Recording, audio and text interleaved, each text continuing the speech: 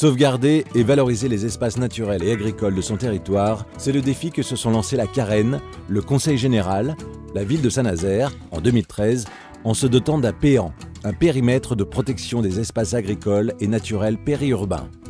Cet outil de maîtrise du foncier agricole préserve de l'urbanisation près de 900 hectares au nord de Saint-Nazaire.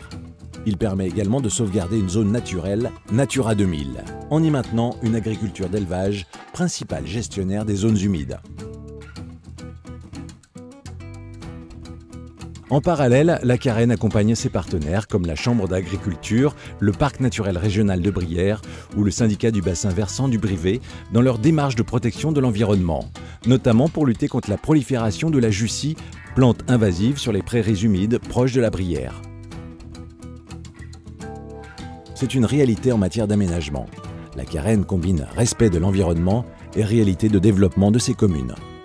En matière d'aménagement, le rôle de la Carène, c'est finalement de répondre aux attentes des habitants en matière de logement. Nous nous sommes fixés des objectifs ambitieux, faire en sorte de construire 1000 logements par an.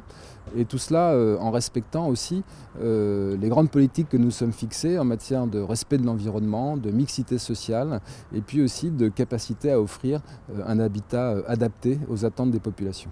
Les opérations publiques d'aménagement portées par la Carène sont l'un des outils pour contribuer aux objectifs de production de logements du programme local de l'habitat.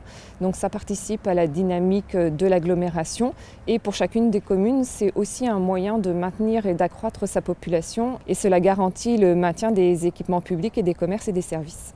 Pratiquement toutes les communes de la Carène ont une opération d'aménagement d'envergure en cours de réalisation. Nous sommes ici aux Écotés à Donge, on pourrait aussi citer Lormois à Montoire, les hameaux du Parc à Béné. Sur la ZAC de Lormois à Montoire de Bretagne aujourd'hui, 150 logements sont soit livrés, soit en cours de livraison.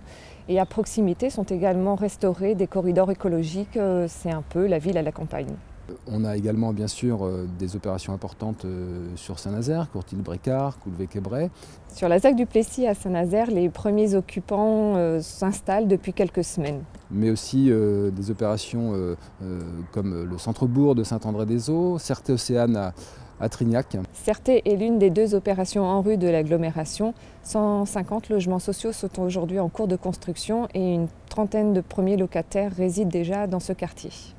Pour l'avenir, je vois trois axes principaux. Tout d'abord, il nous faut continuer les opérations d'aménagement qui ont été engagées, qui présentent encore un potentiel important. La deuxième chose, le deuxième axe, je crois, c'est que nous devrons aussi prendre en charge des opérations de renouvellement importantes. Je pense notamment à Saint-Nazaire avec l'opération du Moulin du Pé. Et puis surtout, continuer d'inventer, de penser un habitat qui soit en parfaite correspondance avec les attentes de nos populations. Pour conclure, pragmatisme et bien-être pourraient être les deux valeurs défendues par la Carène pour son extension. Cela prend toute sa dimension avec l'achèvement des travaux du sentier littoral réaménagé entre Saint-Nazaire et Pornichet. J'aime beaucoup cette esplanade en bois là, qui a été faite. De temps en temps, je viens courir ici et c'est vraiment très, très agréable. Une balade qui fait partie du patrimoine du territoire et qui est maintenant préservée, sécurisée. 13 km riches de paysages et de découvertes entre criques, falaises et longues plages. Un vrai cadeau à tous les habitants de l'agglomération et à nos visiteurs.